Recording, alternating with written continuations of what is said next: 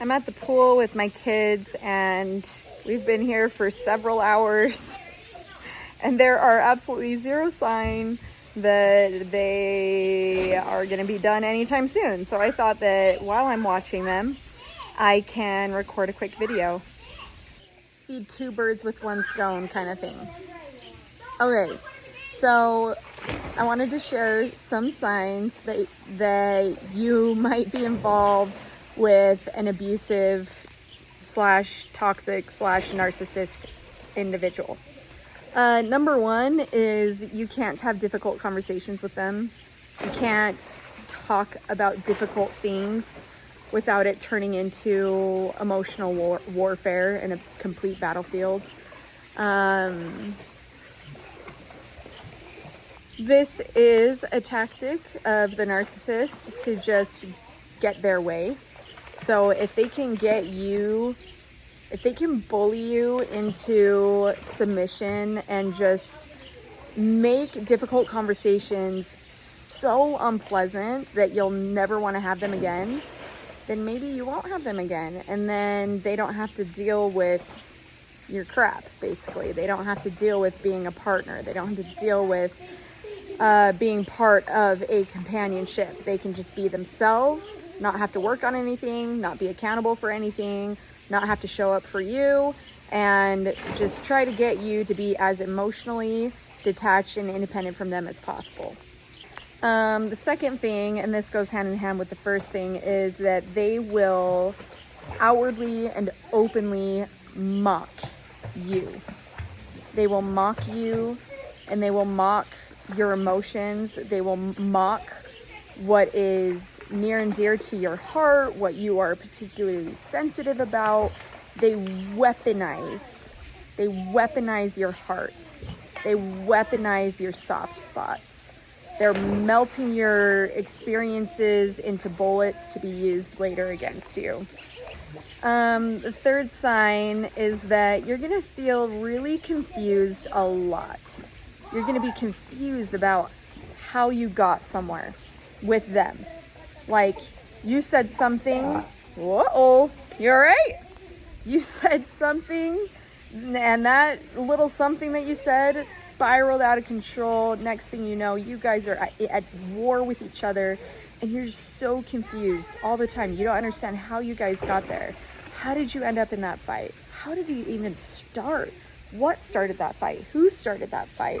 There wasn't a fight. Why are we fighting? Things like that. And then the fourth thing, which goes hand in hand with that, is that you are going to be so confused about your reality differing so drastically from their reality. It's not the same. They will remember experiences completely different from you. So they're going to say, I never said that. Or, no, you misunderstood me. No, you misheard me. Or, I would never say that. Things like that. Now, this is becoming more widely known, but this is what gaslighting is. Gaslighting is where the narcissist, the abuser, emotionally, psychologically abuses you, and then later on, when you bring it up to try and reconcile, they will try to manipulate you into believing that you are crazy and that your experience was not real and that you made it all up and that you are exaggerating the seriousness of the situation and how they talked to you and how they treated you, and that it's all in your head and that something must be wrong with you. Maybe you need therapy. Maybe you're bipolar. I think you might be crazy. The fifth and final thing is that trying to describe your experience is really hard. You are most likely in a psychologically abusive situation and involved with a narcissist if you can't really describe it. If you're also confused about whether or not you're being abused, maybe you're like wondering, am I being abused? Is this abuse? Why do I feel this way? So basically, if you haven't caught on to a pattern already, It's mostly just a great big mind game, for lack of a better word. I've talked about this before in my introduction to narcissistic abuse, is that it's like the narcissist is like a chess player, and every single thing they do is methodical. They're always making moves with the end result in mind. And their moves are basically putting you in a corner so that you have to move where they want you to be. And so you are going to be super confused all the time. A lot of confusion is involved. You're going to lack understanding, lack clarity, and you're going to be doubting yourself a lot.